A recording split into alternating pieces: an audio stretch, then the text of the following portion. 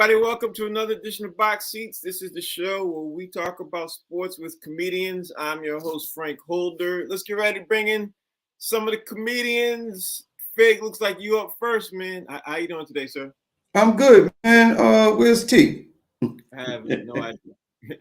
I have no idea. I wait for everybody as they come join in the show. Let me send them all out a text real fast and say where everybody is. Where? Oh boy, let me see here. Look like talent is in the building too. What's up, T? Oh, there he is. All right.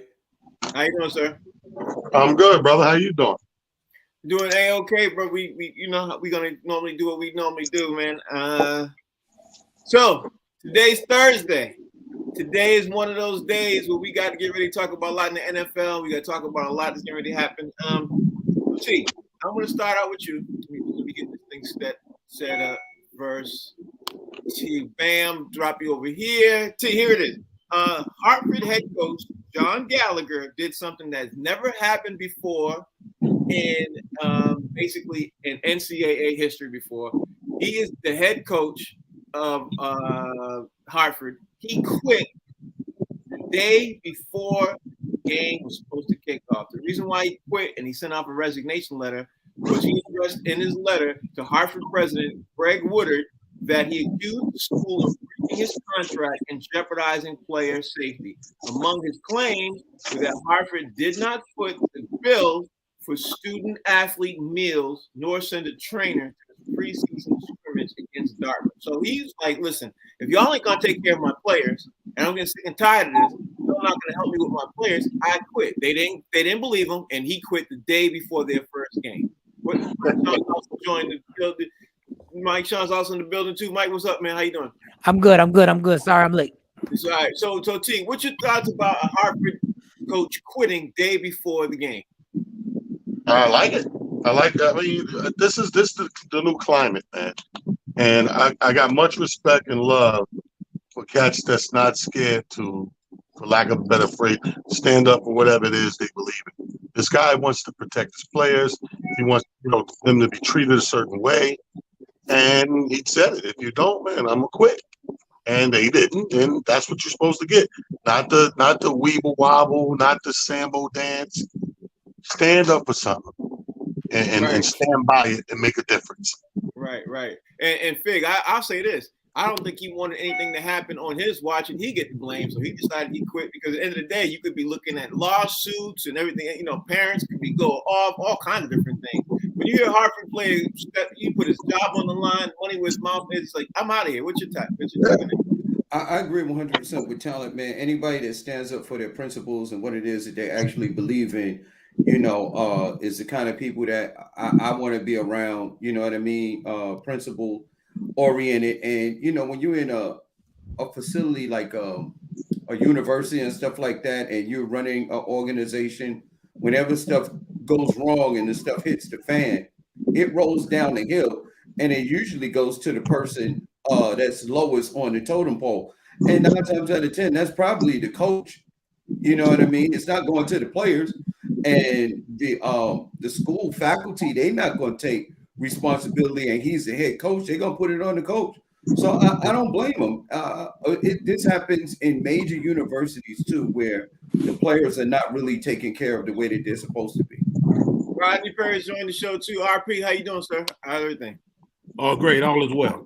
All right. Mike Sean, when you hear the Hartford coach quit the day before the game, you got to think that maybe there's a lot more to it than even he put in his resignation letter. I'm sure it was, and I'm not disagreeing with Fig or talent. The people I feel bad for is that now those players are solo. Now they have nobody. But I understand why he did it, and I respect his decision. But the people that wind up getting left stranded on the island by themselves are the actual players.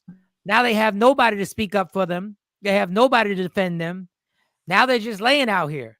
Right. I think maybe a better choice would have been to have the whole team boycott the game because of what's going on. I think it would have been better. It would have been better. Now, if players are on scholarship, I guess you would have been scared to actually boycott the game. But it's these players that wind up getting stuck out here, hanging, being left to dry, because I obviously the coach has a backup plan. Mhm. The coach is not going to quit unless he's financially set and he knows what he's doing with his money. But, it's the kids. It's these young men that get stuck. And I feel bad for them. Right. Rodney Perry, we're talking about a Division I school in Hartford. They quit the day before they had to play Dartmouth, and the coach was quit because he was upset with player safety. He felt there wasn't enough player safety around it, and the kids weren't getting fed, and they had to fit their own bills for meals. Everything. He was upset about all of that, so he decided to quit the day before the game. So, what's your take on this? Do you like the thought that he did that? I mean, when you see a coach take such extreme measures, he's hoping to make some headway. He's hoping for his quitting to make some change. The reality is it probably won't. Huh? Oh no, I was thinking of Michael Jackson song "Change." Yes, Like he's looking for that change, and that change is not going to happen. And so by virtue of that, hopefully those kids won't be left out to dry because he laid on the sword, so to speak. Yeah, he really did. And staying with college, T. Let me make sure you're not on Mike. Okay, unmute this Mike.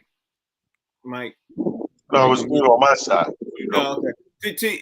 Staying with college, there has been a report that came out Monday that a lot of players are starting to stay in school because the NIL, which is name, image, and likeness law, is making a lot more of these kids want to stay in school instead of trying to go pro. And there's a report that came out, and some people in the pro levels of these things have concern about this. But we all know name, image, and likeness is getting these players paid. So at the end of the day, there's now people in the pros are kicking back versus this time last year, people in college are kicking. You know what I mean? It's always going.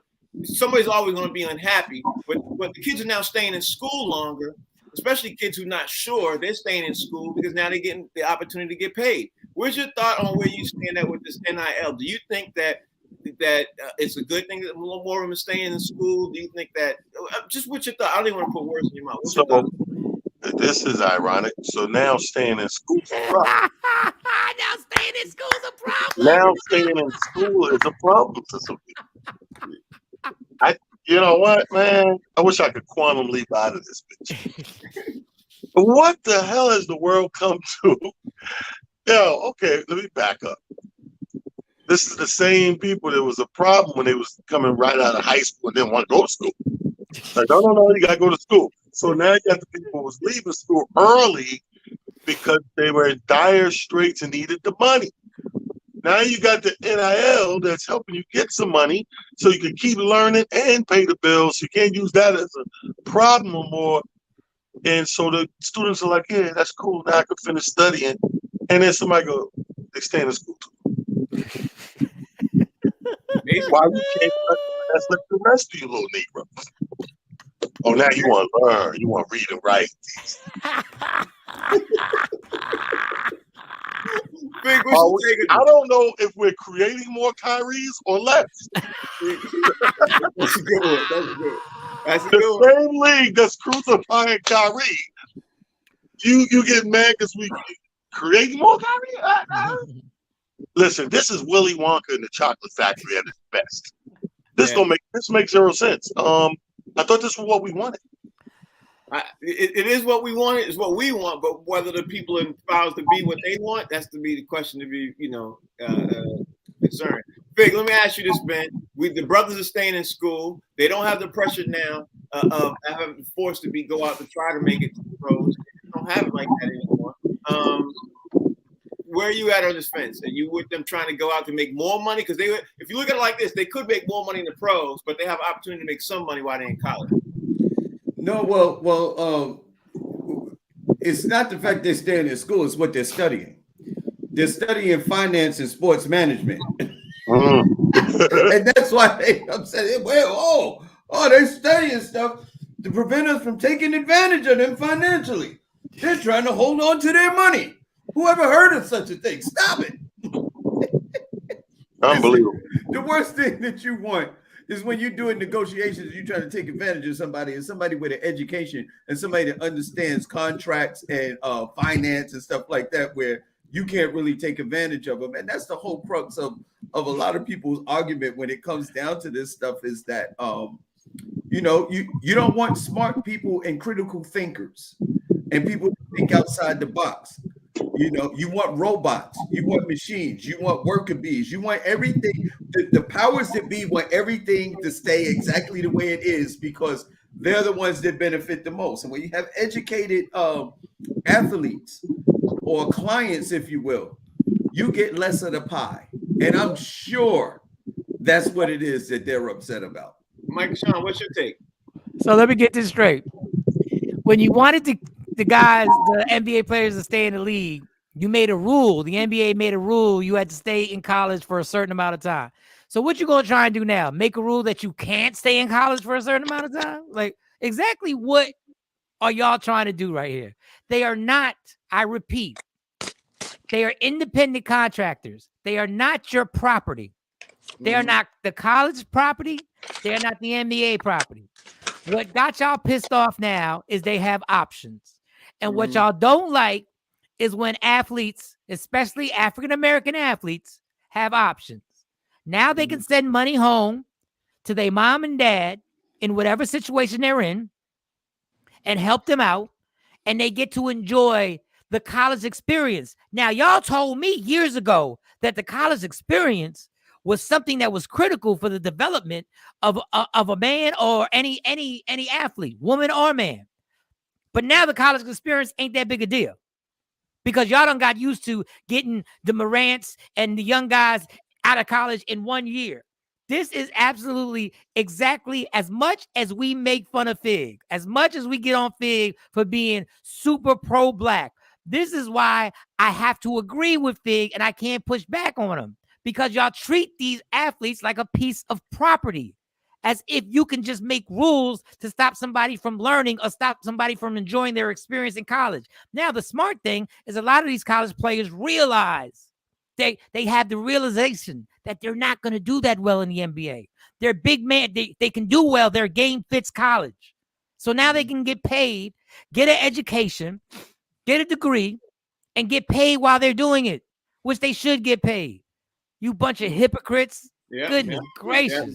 Instead of taking the chance because they're not so sure, they're sitting on the fence 50-50 and trying to make it to the pros. They don't know. Rodney Perry, where's your take on this, man? Because at the end of the day, the NIL development is going to make a lot of kids, you know, not take that risk and stay in school longer and get their degree.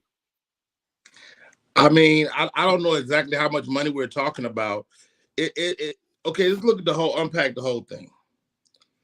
There's been 44 players to forego college for the pros to get drafted. That's not a lot. That's less than 1% of people that go to the NBA don't go to college. Okay, the NIL is provided money, but that's to the top 2% of athletes. The rest of the players are still poor. So I don't know if this argument is even fair either way. It's not feeding a lot of kids. It's still not making a way for the other athletes that aren't basketball or football players. And at the same time, it's not enough money to make, if you're a blue chip guy or girl, it's not enough money to make you not go pro. So, you know, I think everything is still as is, as was. No? Yes. Not really. Yes, speak to that a little bit, Frank. Go ahead. I mean, Rodney, if you think about this, I don't know, you know, what your college experience was like, but you know, a little bit of money. I was not a blue chip athlete, and I don't believe that none of us are. Right. All right. But but my point is, a little bit of money in college is a lot of bit of money. You understand what I'm saying? Because like listen, if you and I were on a team right now, right? As is athletes, we all men. We're not getting no money. Ain't no NIL money for us. No, but what I'm saying is that when you're in college, just say when you talk to most college students, if they had $5 That was a lot of money in school. You get your top ramen and stuff like that. But the $5 is a lot of money. NIL only makes it's only the top athletes that even touch that money. What I'm saying is, no, it's not true. Like That's it's not not just the top athlete. Here's the thing, Rodney, is that even athletes that go pro always don't go number one in the draft. Sometimes you go later in the draft, and if you go later in the draft, that's even less money for you. So y'all are That's telling less me, money. Frank, you're telling me that the mediocre guys and girls are still getting money? Yeah, Rodney. Hold on, let me explain to you, Rodney, so you understand. What's happening is what's your name? Name, image, and likeness means that you will make money off of any jersey. No, sale. it means that you can make money. And it means they are making money. Then you can make millions. Frank. That's not true, Frank. Well, Rodney, this is a fact. This is a fact right here. The policy allows NCAA D1, D2, and D3 student athletes to be compensated for the NIL. So locally, if you're a big deal, like you could be the third best player, but locally, if you're a big deal, the NIL. That caveat is real though, Mike. If you're a big deal, that's a huge caveat. But in a local school like Rowan University out here in Jersey, you've never heard of Rowan University.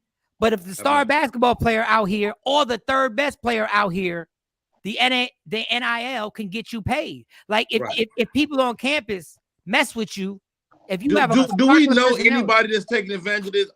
I don't know not one student. Yeah, they are. Look at Deion Sanders' son. Deion Sanders' son is making. Deion Sanders' son is cold. Yeah, but he's making a mint off of the NIL. But he is a great player, Frank. You understand me? Like the other players aren't getting nothing. Rodney, if they're not getting anything, then why is the NBA concerned that these kids are staying in school longer? Right. That's the whole point. Because these kids are making something and they're not deciding not to go. That's the point. So. That's the whole kicker. But let's keep it on. But I get what Rodney's Nobody saying. knows none of these players making money.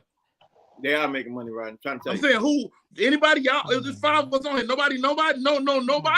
I don't even know the stars in college, so I don't even. Exactly. Only the stars are getting paid, guys. Wham Bama Yama. That's the one that's getting all the money. I'll look into it more. Let me, Rodney, you're missing the point. Like anything beats a blank is what we're saying.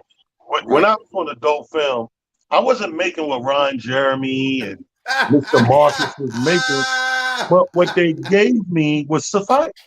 Yes. Right. I'm saying that if you had been less of a performer, you wouldn't have got nothing. The funny thing is I knew Talent didn't make a lot of money for that porn that was called Sunset Pump. I knew. I knew. Like I saw the trailer and I said, Talent didn't make a lot of money for this. Beware of the bait and switch, guys. You have the NIL, the NIL conceptually is an amazing idea. Right. I just say this. You know how they had boosters and stuff like that. People from the alumni. Those are the people that's usually giving up a lot of money or giving money. And this way, it's not illegal. Back then, when boosters were giving players money and stuff like that, or like when I think Jameis Winston, when he went to the supermarket, they say he stole stuff out of the right. These are the things that you won't have That's happening. Not illegal or like when they took Reggie Bush. They took his Heisman Trophy because they found out that somebody had given him some money. These are the things that are no longer illegal, so and these guys can benefit off of the NIL. Now you can't sell your name, image, and likeness. Right. Yeah. And Rodney, let's just say you're absolutely correct. Let's just say you're absolutely correct that only the stars are getting paid. It's still unfair for the NBA to now get on the stars and say you're staying in college too long.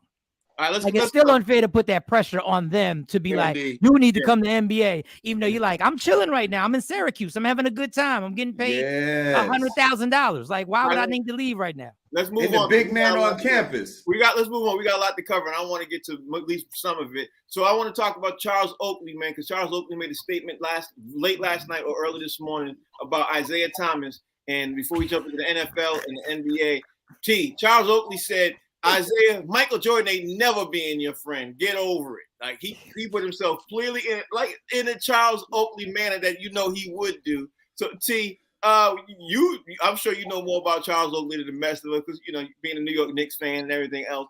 Charles Oakley speaking out. What's your thoughts on Charles Oakley speaking out about the Isaiah Thomas situation? Well, there's a guy that you could almost guarantee Ain't nobody gonna answer that. Charles Oakley presence and scaring him, if you will, is just as intense as it was in the 90s. I see how these guys move around him. I see how they hang on his words, and even his bestest of friends for the Knicks, like he's tight with that whole 90s crew of Allen Houston, Stark, yeah, and Ewing and all. They tight as hell, but even them dudes be like, they throw their hands up like, yeah, that's old. You know what I'm saying? It's two dudes in New York sports.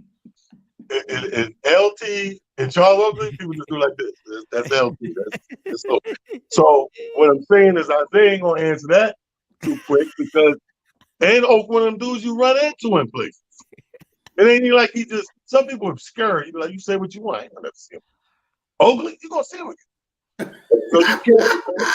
So I know Isaiah. Somebody just like you just reported. Somebody called. I said, "Hey, Oak just spoke up and said, shut up."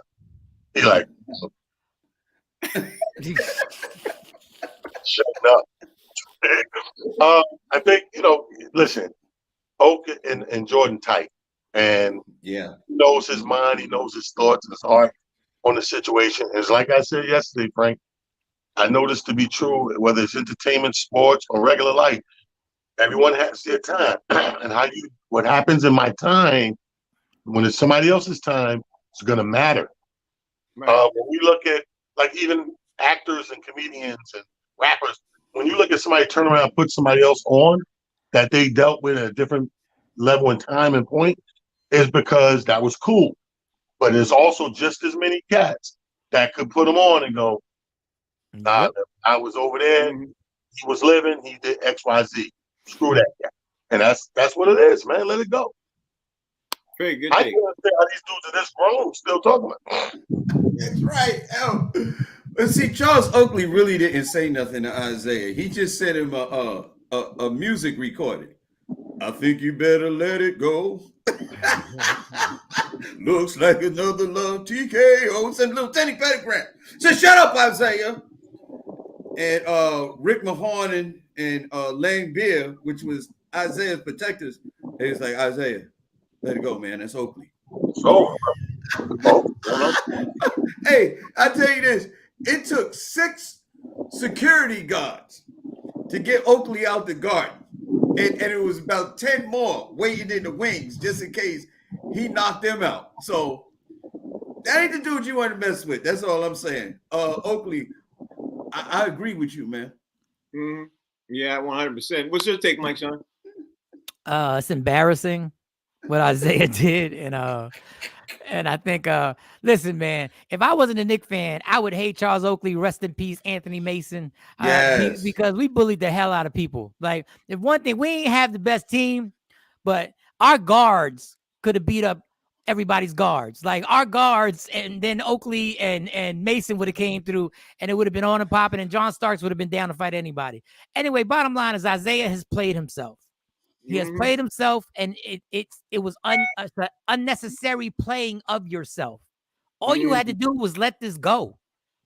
But he went out the country, and he thought he was going to do an interview out the country. I don't know how, in 2022, and he thought he was going to say something about Michael Jordan, and it was going to stay right there. It's 2022. I don't care where you at in this world.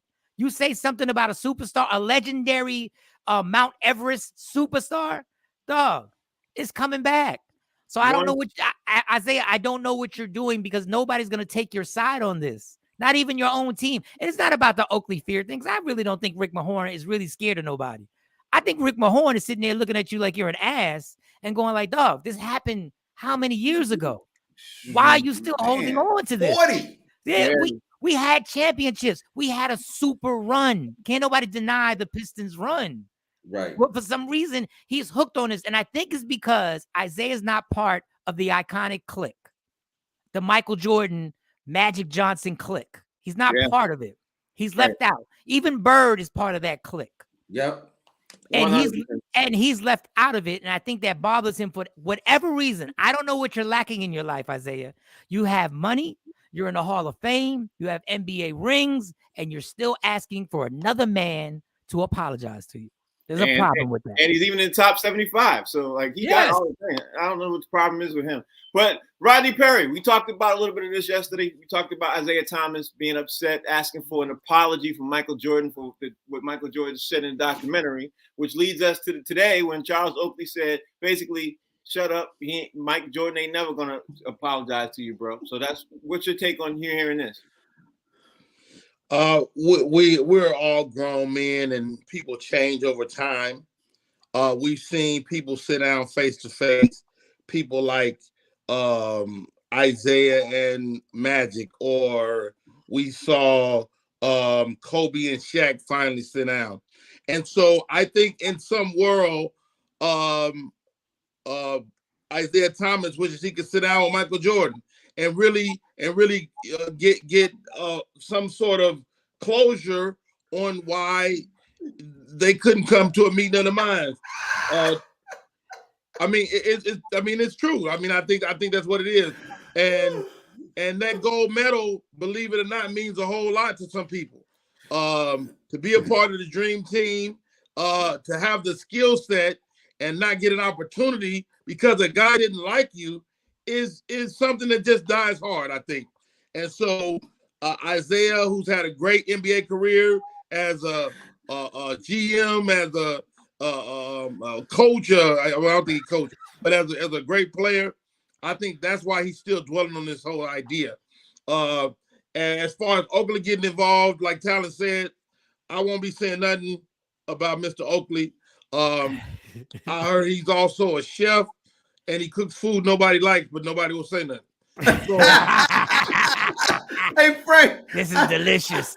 I just had a vision of Michael Jordan and Isaiah Thomas in one of those meetings like they always have. Michael Jordan be sitting in a chair and Isaiah Thomas be laying down on the couch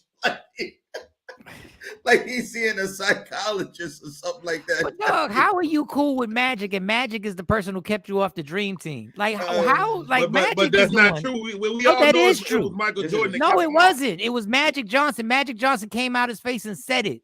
Yeah, Magic Johnson didn't want Isaiah Thomas on the Dream Team. All right, so here's Magic Johnson wanted to keep the peace. Michael didn't want him on the team. Here's the next question I want to ask. I want to ask y'all, you guys, because after last night's loss, the Lakers, LeBron James got injured. Sports pundits this morning, and it's trending on Twitter. Should the Lakers trade LeBron after the Lakers lost to the Clippers last night? Should, because the Lakers right now, LeBron led all scorers last night, and he's the most valuable asset. So people are saying this morning, should the Lakers trade LeBron? So my question to you, T, is should the Lakers trade LeBron and still try to salvage their future? Because the season's already done. What you think? Well, I think they have to wait to see if Josh Allen going to have the surgery. What? Josh Allen. That's my way of segueing into a better goddamn story. Here's the thing. He left the game in the fourth quarter last night with something with the leg. He's having leg issues. So the groin issue. Yeah. So here's the thing. Until he got to see what that is, because they're blowing it out of proportion like it might be something just more than a strain or sprain. We got to see how healthy he is. We talked about this a couple of shows ago, how most of us, with the exception of remarkable Rodney Perry, he's fell out of our top 10s and our top 5s. And for that matter alone, is he the most valuable piece? Do we place his value above an AD who's much younger and still have years ahead of him? I don't know if I do.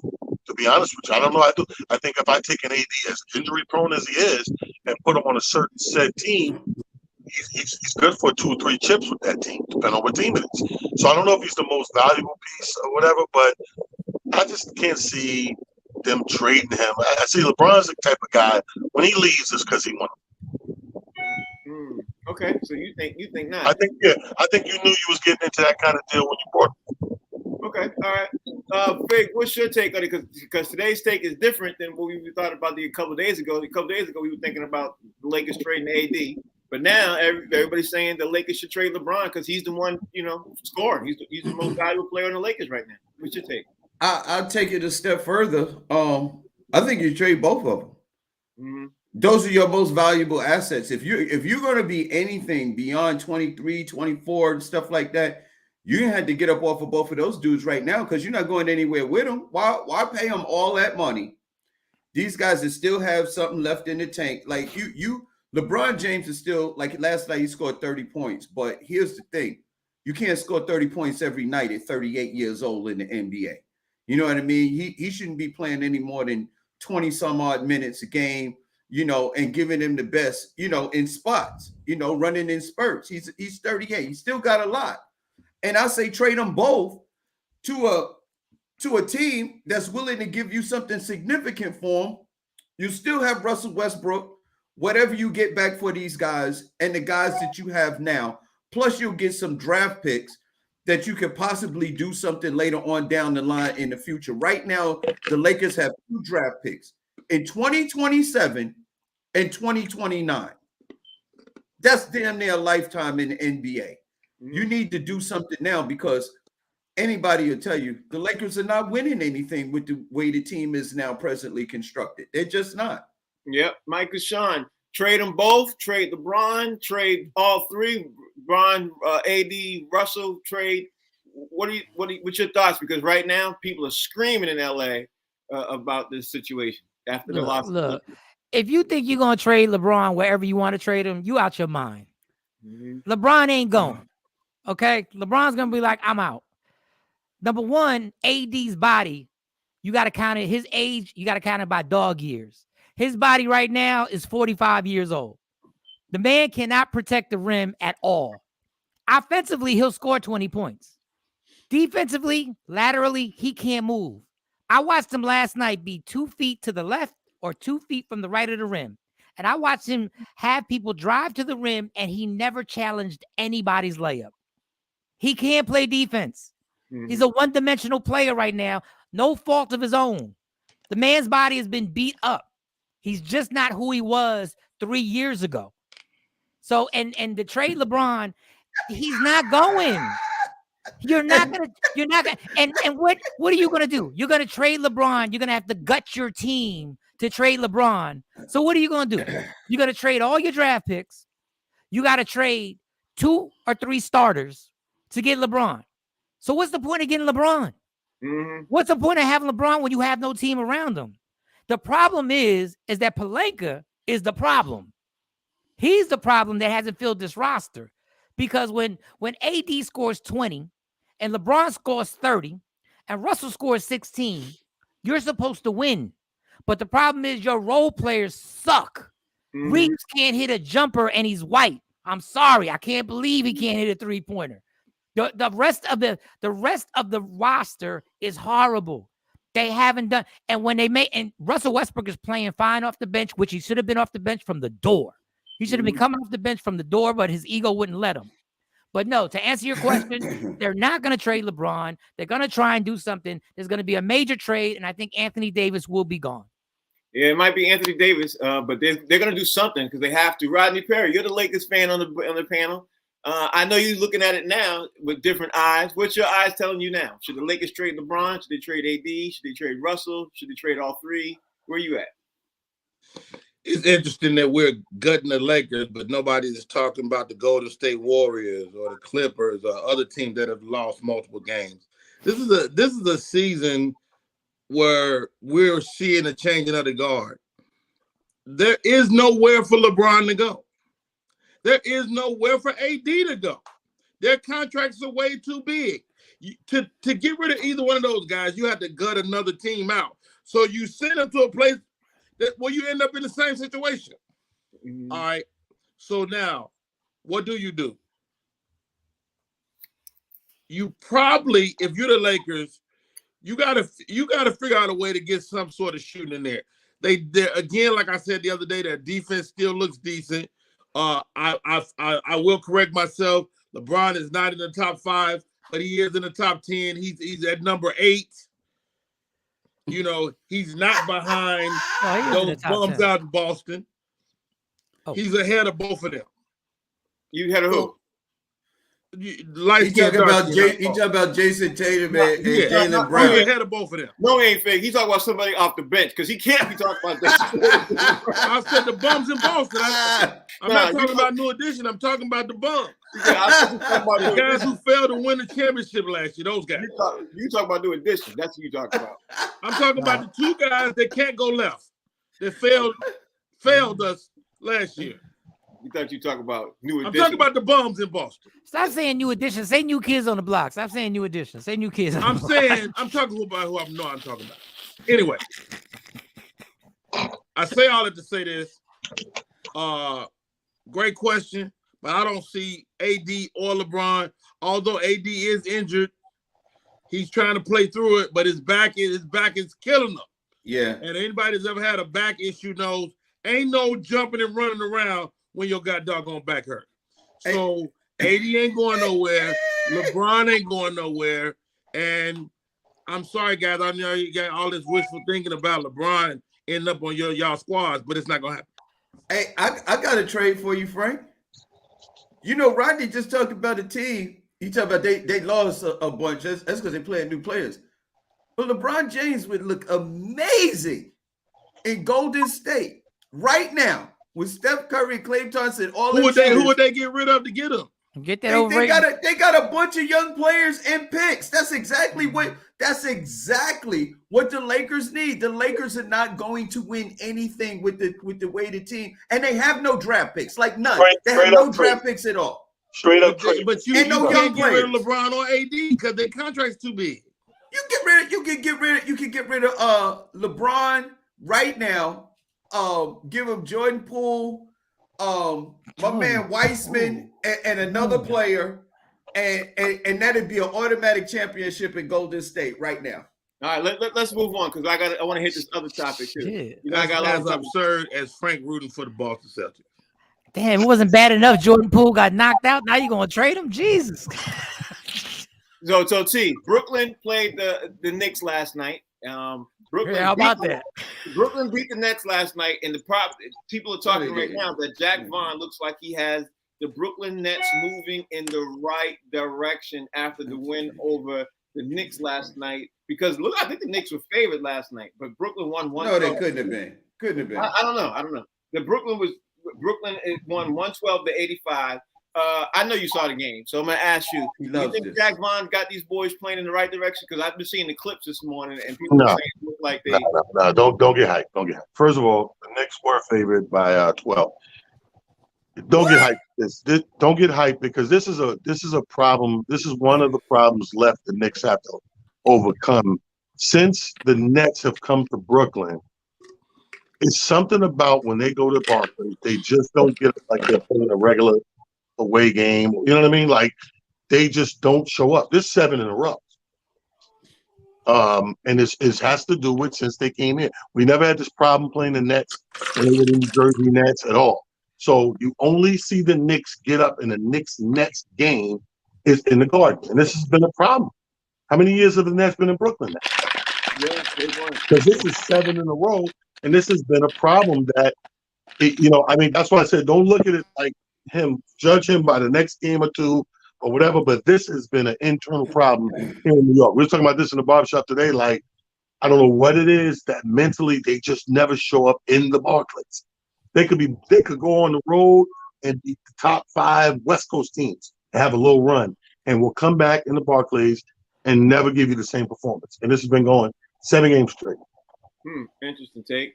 Fig, what's your take on this as the resident Knicks fan on the panel?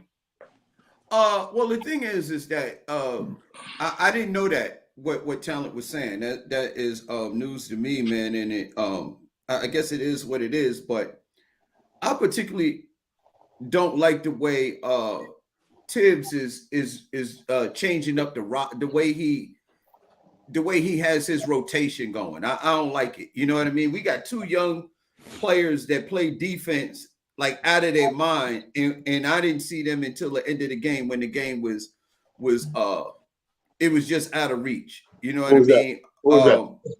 McBride and the other dude, man, 2 light-skinned dudes, Grimes and McBride.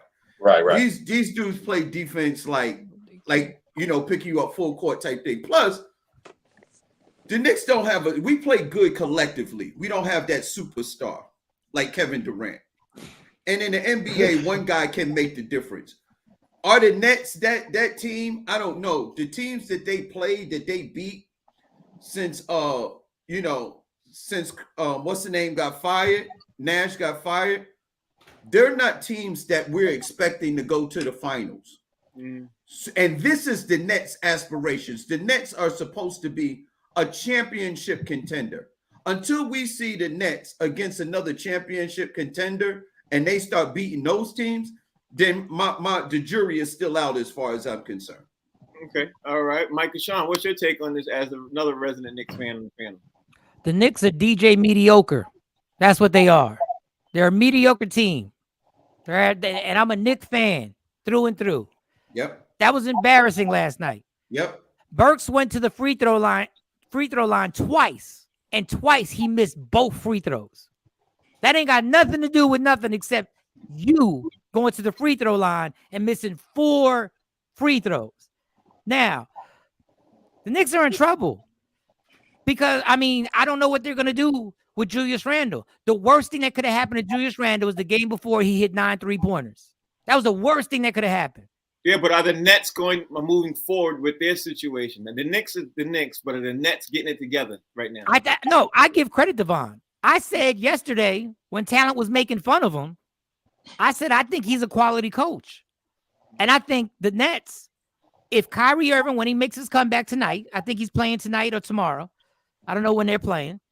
I'm not saying the Brooklyn Nets are going to the championship by any means. But would I be shocked if they made it to the Eastern Conference Finals if they really play defense? Because that's what they do. That's what they did last night. They were swarming all over the Knicks, and the Knicks couldn't do nothing but take 3-pointers. And then obviously they couldn't make a damn layup. I think he's going to do well. I'm not getting gassed over it, but I think he's going to do a whole lot better than Steve Nash did. I think he's a whole lot better coach than Steve Nash ever was with the Brooklyn Nets. Well, that's anybody. Yeah, well, but we could say that. But the fact of the matter is that he's making things happen. He's 3-2. He's 3-2 as the head coach. He's 3-2. So. I gotta see him. I gotta see him against Milwaukee and at least Cleveland right now. Milwaukee, Cleveland, and Atlanta. Well, the next game, so you guys know, is Saturday. The next game is against the Clippers. All right, let's see what Rodney Perry got to think about these guys. Are the Nets gonna get it together because this new coach they got is 3-2 under his reign so far. Is he 3-2 or 2-2? I thought he only had 4 games. Nah, he's 3-2 with the win. He was last 2-2 night. before last night. Yeah, okay. 3-2 last night. Let's look at the Knicks, man. What? Let's look at the Knicks. Cam Reddish, Toppin, McBride, Keels, Rose, quickly. Oh, Rose was horrible last night. Oh. Grimes, Barrett, Brunson, goodness gracious, Fourier, Robinson, Randall. No disrespect to my colleagues, man, but it seems like I keep hearing people say we, and it's just I know Figueroa on the list. No. Anyway, so look. I'm looking for a 6'6" forward. I don't see one. Look, man. The Nets need some stability. Jack Vaughn has given them that stability. You got to think this team has been up and down. I mean, if what was the coach of the Nets? The white young man? Steve Nash. I mean, had he not been white, he wouldn't have got a job. So it's really interesting to watch how this is all kind of playing out. But I think Jack Vaughn is a calm, cool guy, and he's getting it done, man. So I like him in a position. I really wanted to see Udoka get the job. And so I'm sad to see that he's still out in limbo. But the good thing for him is there's women everywhere. I like to see him take Tibbs' place. How about that? Hold I'd up. like That, to see a Mary Joker come to the garden. and Rodney, that's why they didn't hire him, because there's women everywhere. That's exactly why they didn't hire him. That controversy is definitely following them, and that definitely fed into it. Yeah, so is the owner's wife. So talent. DeMarcus Cousins is still a free agent. He suggested that he would love to play for the Kings again. He'd love to help Sacramento get back to the playoffs. But like I said, he's a free agent and he's still sitting on the sideline. People are saying that brother he still has obviously a lot of caliber left to play. Where do you want to see DeMarcus Cousins land at right now? And what's your thoughts on him still being a free agent? I want to see him give Dwight Howard a call. Where you say he playing? Yeah, that's what I was gonna say. Taiwan. Dwight Howard's in Taiwan. Yeah, go over there to Taiwan. Tijuana Tigers. Y'all are stupid. Grab Dennis Rodman, go play for North Korea. Anywhere but here. It's over, lah. It's over, lah. There's no Boogie left. I'm sorry. We all remember the days of Boogie. And same thing that happened to Grant Hill. The injuries shortened the career. Never after those, are never the same. Not for a long duration of time. That's why you sit home. This ain't the NFL. Where, they sit home, week 8, they go give them a call. It's over, lah.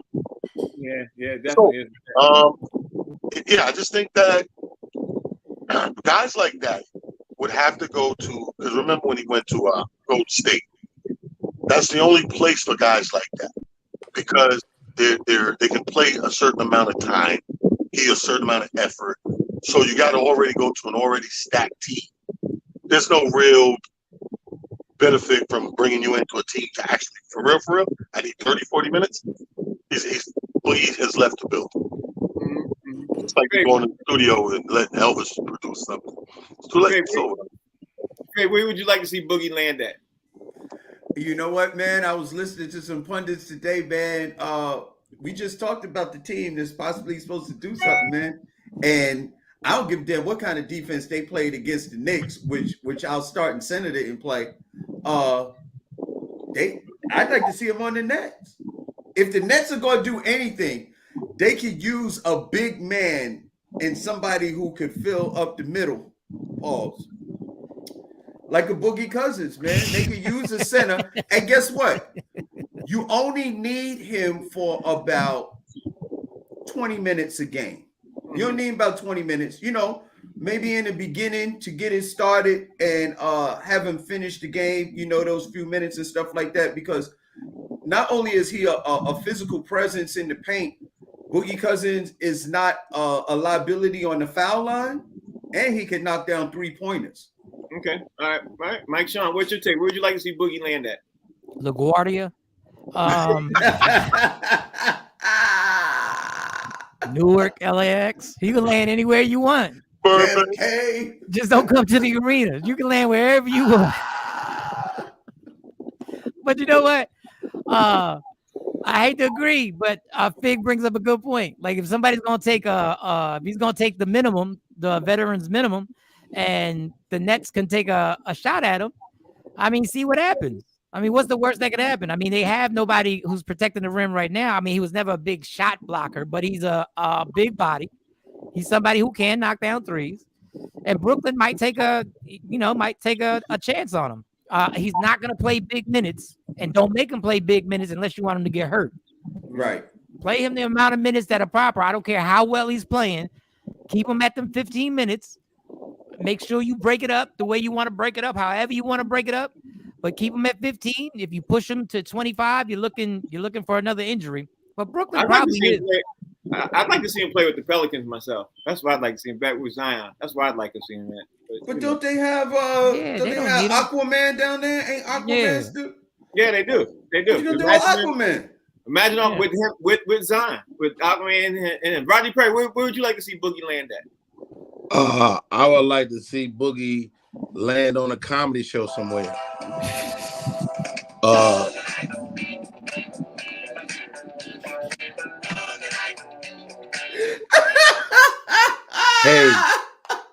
Hey guys, all jokes aside, man, Boogie is done, and he's been done.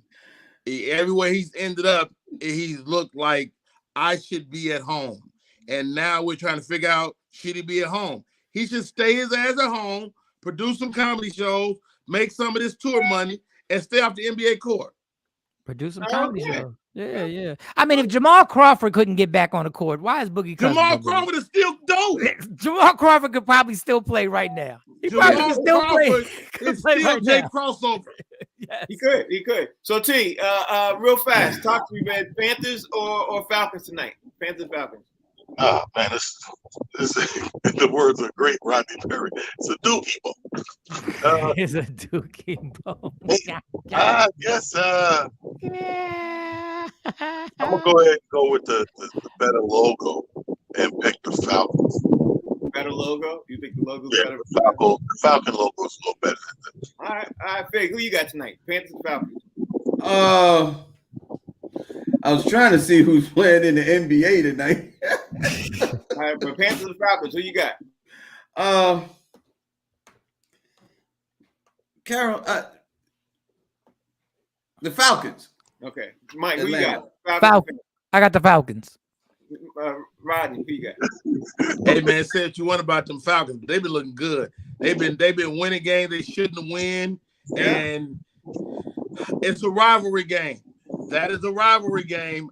I take the Falcons in that rivalry game. Yeah, because the last time, if I remember correctly, a couple weeks ago, didn't they just lose to that mistake where he pulled off the helmet after he scored a touchdown, and wasn't that to the? I think so.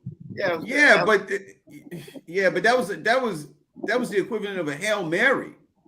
Doesn't matter. They lost the game because of that. The Panthers lost that game, the rivalry game, because the dude just scored on a bomb, and he got it called, and they tied the game, lost overtime. And the funny thing is, Jalen Ramsey did the same exact thing in the last game, and they didn't call anything. They didn't call a damn thing. All right, so we gotta get ready to roll up out of here. I didn't get a chance to get to some of the stuff I wanted to get to, but that's okay. We'll get to it tomorrow. Like a prime example is I definitely want to talk about Josh Allen and if he's gonna play with the Bills this weekend, because it looks like he might not. And this Aaron Rodgers situation, because we all know that the Cowboys and the Packers are coming up this week, so we want to talk about some of that. And his receivers came at his neck too. Yeah, teach everybody out there how they can follow you, bro. Hey, follow me, Talent the Comedian on Instagram. It's just comedy on Twitter, and NY King Talent Harris on Facebook. And you going to see Black Panther today, right? Yes, sir. All right, my man. God willing, Freak on Rocks. At Comedian Fig, all social media platforms, Comedian Fig, man. That's what it is. I just got breaking news. Looks like the Washington, D.C. Attorney General is suing the Washington Commanders. We're going to talk about that tomorrow. And the NFL. We got to talk about that. But Mike Sean, holler at me. Man, the Commanders, man, they the only people who got a worse life than me right now. Listen, follow me at Boogie Stays Home. Follow me at Boogie Stays Home. That's all. Boogie Stays Home. Rodney Perry.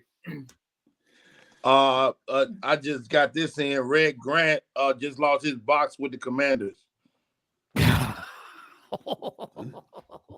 Red, that had nothing to do with us, man. That had nothing to do with us. That was Rodney Perry.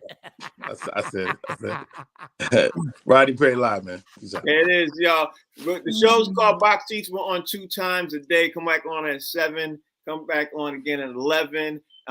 Thank you all for watching the show. That's 3 times. That's exactly 3 times. Yeah, and my man Dave the Business Bully would probably be on tomorrow because he want to talk about the Eagles. I'm sure he's gonna want to talk about them. I know that's right. The Eagles are undefeated and they playing again this weekend. We're gonna talk about that, and we got a lot of stuff to talk about again tomorrow. Thank you all for watching. We'll see you all again. Take care.